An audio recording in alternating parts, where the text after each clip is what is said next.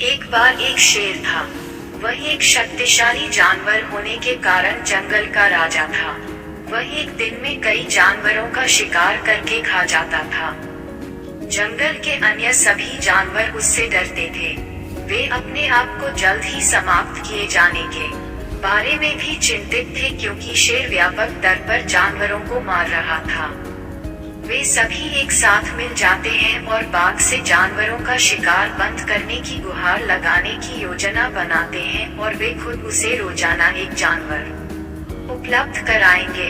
उन्होंने हिम्मत जुटाकर बाघ के पास जाकर अपना विचार उसके सामने रखा। बाघ उस विचार के लिए सहमत हो गया। वे प्रतिदिन एक जानवर को उसके भोजन के लिए बाघ के पास भेजने लगे।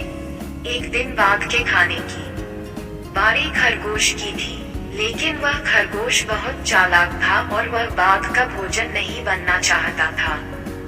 वह बहुत धीरे धीरे बाघ की गुफा की ओर चल पड़ा। वह भी अपने तरीके से सो गया, और इस तरह खरगोश के बाघ की गुफा तक पहुंचने में शाम हो गई। बाघ लंबे समय से अपने भोजन की प्रतीक्षा कर रहा था, जिससे उसे गुस्सा आ गया और उसे बहुत भूख लगी, और खरगोश को देखकर वह गुस्से से चिल्लाया कि उसे बहुत भूख लगी है और उन्होंने अभी एक बहुत छोटा खरगोश भेजा है। खरगोश ने कहा, महामहिम, उन्होंने वास्तव में मेरे सहित हमें 6 भेजे, लेकिन हमारे रास्ते में एक बाघ आया और खुद को जंगल का राजा होने का दावा किया। उसने 5 खरगोश रखे और मुझे तुम्हारे बारे में बताने के लिए भेजा। ये सुनकर बाघ गुस्से से भड़क उठा और खरगोश से कहा कि उसे उस बाघ के पास ले चलो। खरगोश उसे कुएं के पास ले गया और कहा कि बाघ उसके अंदर है। बाघ ने कुएं में देखा और उसने अपनी परछाई को दूसरा बाघ समझा और उस पर गरज कर कुएं में अपना प्रतिबिंब देखा, जो भी दहाड़ता था।